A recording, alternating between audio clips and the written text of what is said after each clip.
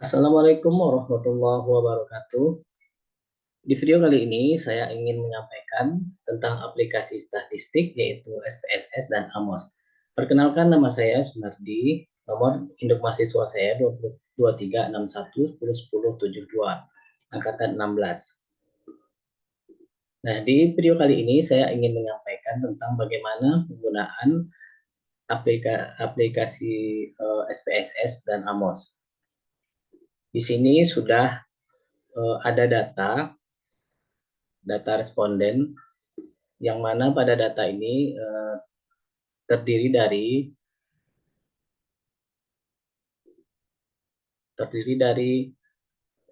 eh, responden, pendidikan, usia, kemudian masa kerja, gender.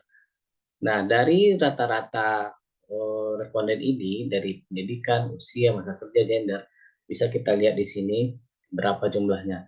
Nah, kemudian untuk mengetahui berapa jumlah peserta pendidikan SMA D3, S1, dan D2, kita bisa melakukannya dengan cara seperti ini, count if. Kemudian kita bisa memilih data dari peserta didik pendidikan maksudnya.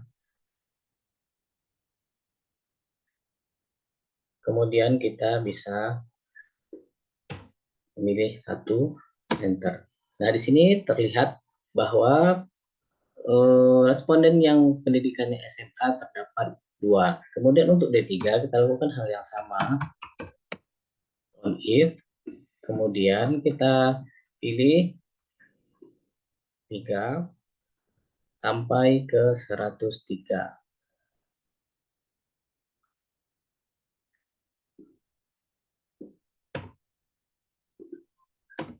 Nah, di sini responden yang pendidikannya D3 terdapat 1 responden. Kemudian untuk S1 kita lakukan hal yang sama, yaitu count if. Kemudian kita pilih dari blok dari atas sampai ke bawah.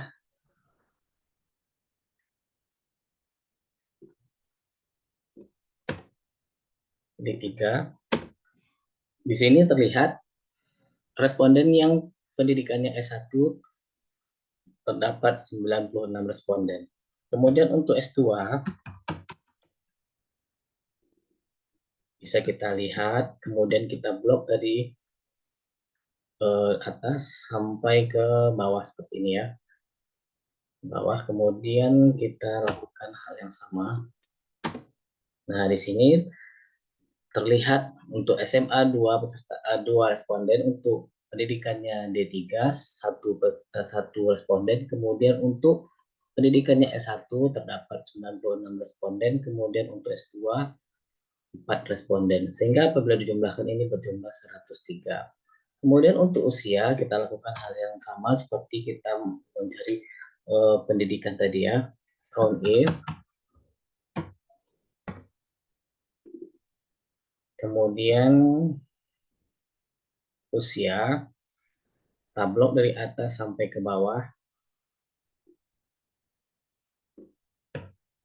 1, enter. Nah, di sini usia 25 sampai 34 tahun berjumlah 43. Begitu juga untuk yang berusia 35 tahun sampai 44 tahun, bisa kita cari seperti ini.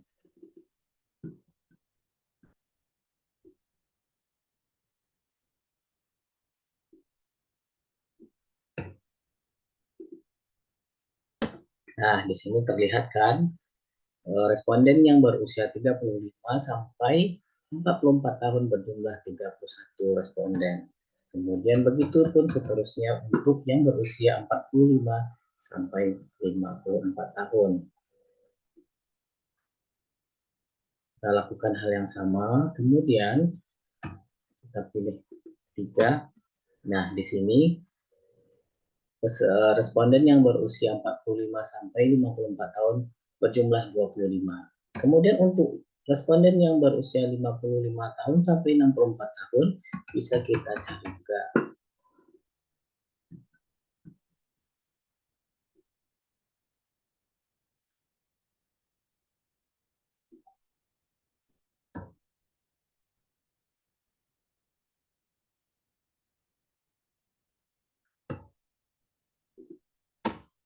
sini berjumlah 4 responden, sehingga apabila dijumlahkan berjumlah 103.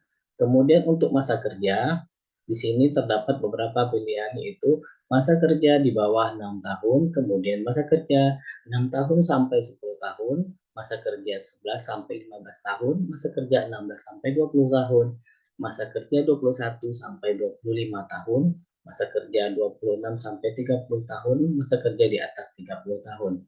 Bisa kita cari. Oke, kemudian kita blok dari atas sampai ke bawah.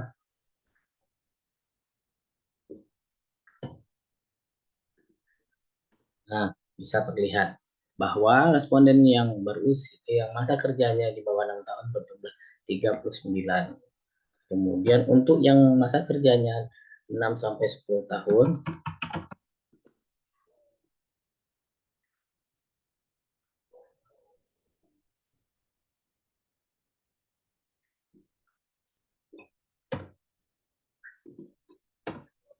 untuk responden yang masa kerjanya 6 sampai 10 tahun terdapat 34. Kemudian untuk yang masa kerjanya 11 sampai 15 tahun bisa kita kelompokkan seperti ini.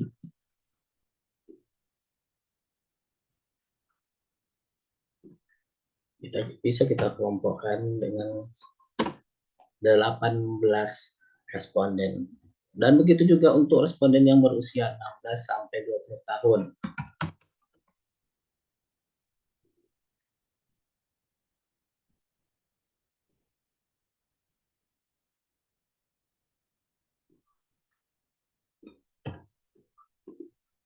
Nah, di sini terlihat bahwa responden yang masa kerjanya 16 sampai 20 tahun berjumlah 6 responden. Kemudian untuk responden yang berusia 21 sampai 25 tahun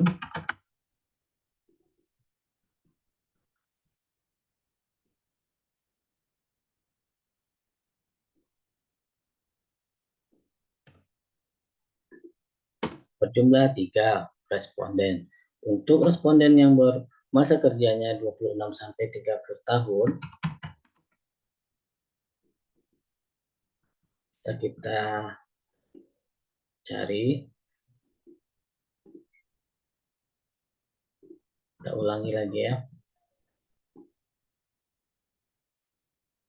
Kemudian kita kelompokkan seperti ini.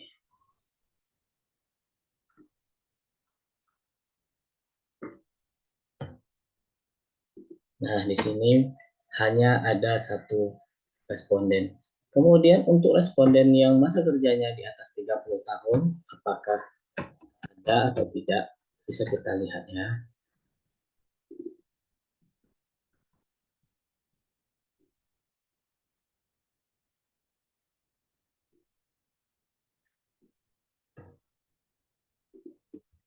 Nah, di sini terlihat bahwa responden yang masa kerjanya di atas 30 tahun berjumlah 2 responden. Kemudian untuk gender, terdiri dari laki-laki dan perempuan. Kita bisa mengetahui dengan cara if, kemudian kita blok dari atas sampai ke bawah. Oke. Nah, di sini laki-laki berjumlah 38. Bagaimana dengan perempuan? Kita lakukan hal yang sama.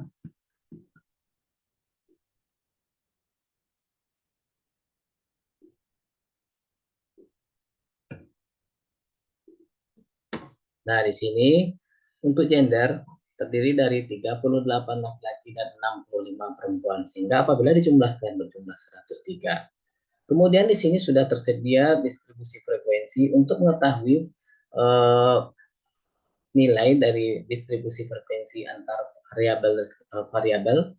Bisa kita cari seperti ini.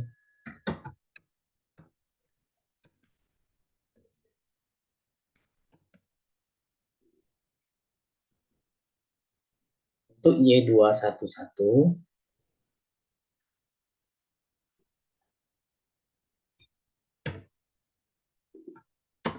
0. Kemudian untuk Y211 skornya 2.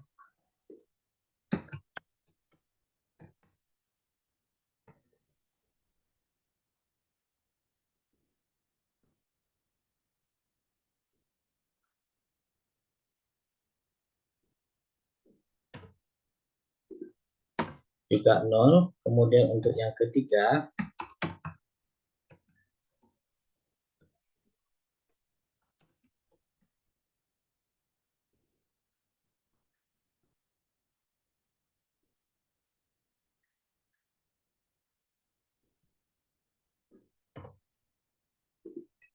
berjumlah 24. Sementara untuk yang keempat,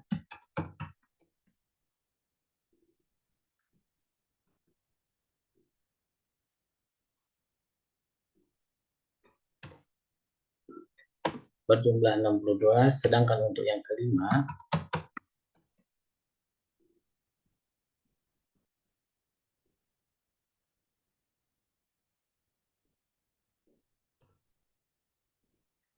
berjumlah 17. Nah, begitu juga untuk variabel berikutnya yang dari 212, Y213, Y214, dan seterusnya kita lakukan hal yang sama. Kemudian data-data yang sudah tersedia ini akan kita olah dengan menggunakan aplikasi SPSS. Langkah pertama yaitu kita akan memindahkan data-data yang ada di format Excel ini ke aplikasi SPSS. Kita blok, kemudian kita copy, kita buka aplikasi SPSS-nya.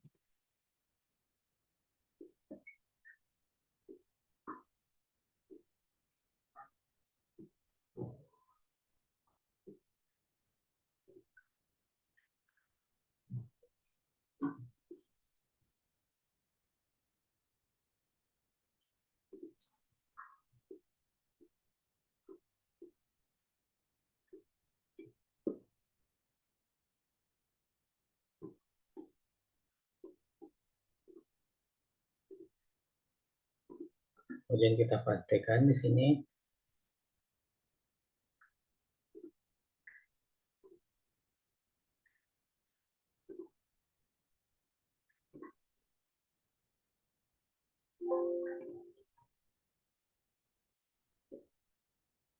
Kita pastikan ke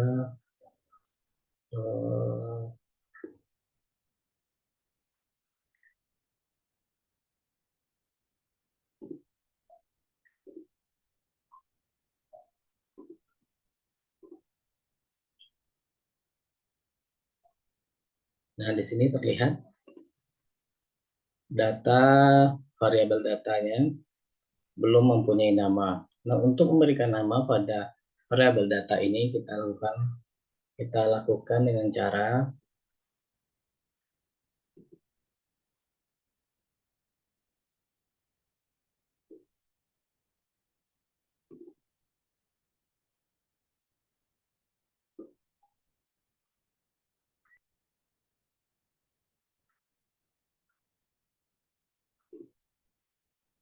kita copy judul variabel atau nama variabel ini, kemudian kita copy, kita pastikan ke tempat yang kosong, kemudian kita paste spesial transpose.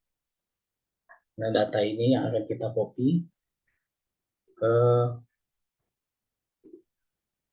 aplikasi SPSS variabel data.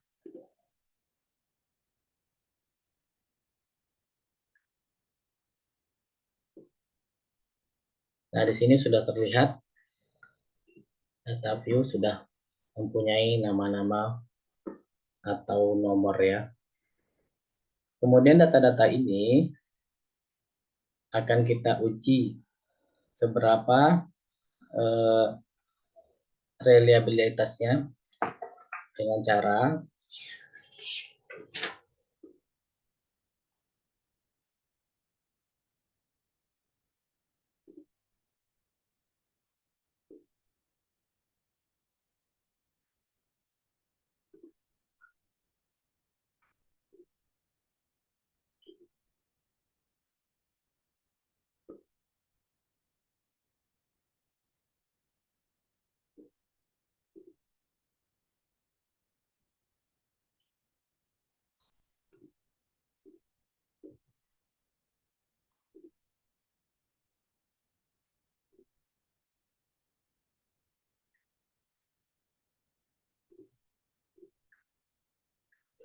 Nah, data-data ini akan kita uji seberapa reliabilitasnya ya, dengan cara analyze, kemudian scale, reliabilitas analisis, kemudian kita masukkan ke dalam item dari variabel Y2, Y211 sampai ke Y242, masukkan, kemudian kita statistik, item, scale, scale if item delete, kemudian continue, dan oke.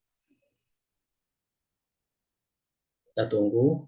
Nah, di sini akan muncul uh, data dalam format kolom seperti ini ya. Kemudian begitu juga selanjutnya untuk data variabel berikutnya, variabel Y2, Y1 nih, Y2-nya kita keluarkan dulu. Keluarkan, kemudian kita masukkan Y1 sampai ke Y142, kita masukkan statistik, kemudian ini sudah terconteng, continue, oke.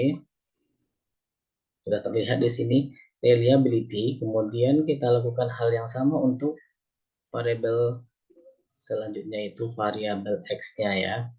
Kita keluarkan dulu Y1, keluarkan, kemudian kita masukkan X11 sampai X152, statistik, hal yang sama, continue, kemudian oke. Sudah terlihat. Dan seterusnya kita lakukan untuk variabel X2. Kita keluarkan X1-nya, kemudian kita masukkan X2 sampai ke X233, statistik, kemudian continue, oke. Nah, di sini terlihat. Nah, untuk mengetahui seberapa reliabilitasnya dari data tersebut, bisa kita lihat pada kolom reliability statistik. Nah, apabila dinyatakan konsisten, yaitu bernilai 0,7 atau minimum atau minimal 0,6. Ya, kemudian dari data-data ini akan kita olah berikutnya ke dalam format dalam bentuk AMOS atau diagram ya. Kemudian kita masuk ke aplikasi AMOS.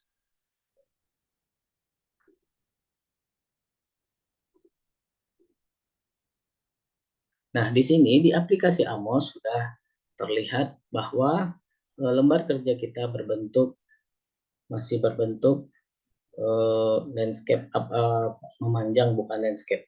Nah, untuk mengubah lembar kerja kita atau halaman ini, kita bisa menggunakan menu view, kemudian interface properties, kemudian kita pilih landscape A4, apply,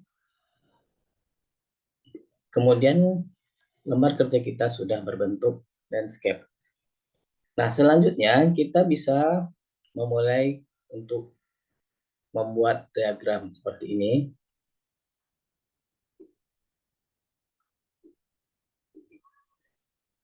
Karena tadi variabel Y kita ada 5, maka kita buat 5 kotaknya.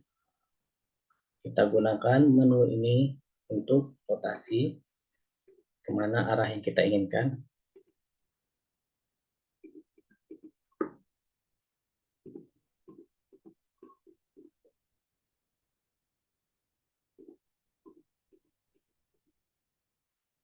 Kemudian kita bisa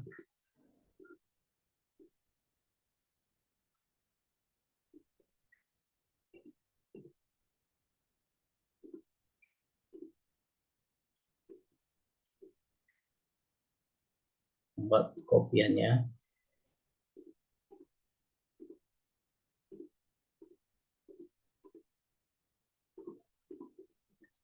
Nah, seperti ini.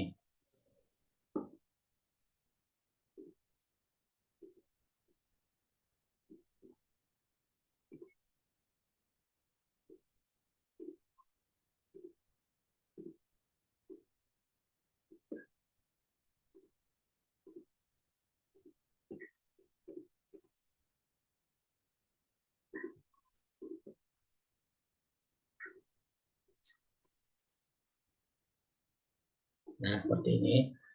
Kemudian untuk memberi nama atau nomor pada kotak-kotak atau lingkaran ini bisa kita gunakan ini file name, kemudian kita pilih file yang sudah kita simpan tadi berdasarkan aplikasi SPSS, kemudian kita taruh, oke. Kemudian untuk hal selanjutnya yaitu kita berikan nama. Nah, kita berikan di sini untuk X di sini atau sebagaimana yang diinginkan. Nah, demikianlah yang bisa saya sampaikan untuk materi SPSS dan AMOS. Lebih dan kurang saya mohon maaf. Assalamualaikum warahmatullahi wabarakatuh.